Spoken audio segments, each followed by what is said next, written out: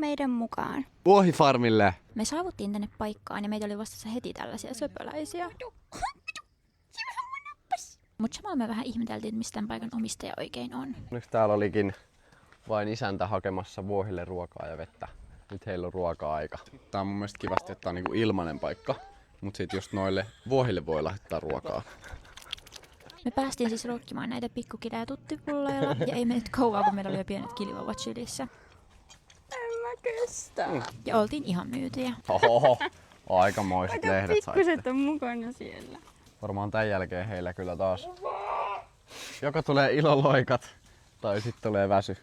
Noi pikkupojat ainakin näyttää aika väsyneeltä tossa. Se on oikeesti nukkuu siinä, oi ei. Siis meidän sydämet suli näille ihan täysin. Oli myös ihana huomata, miten vilpitön eläinrakkauspaikan omistajasta huokui ja miten hyvinvoivilta ja onnellisilta Niin näytti. Tätä paikkaa voi kyllä suositella lämmöllä, jos liikutte Krapin suunnilla.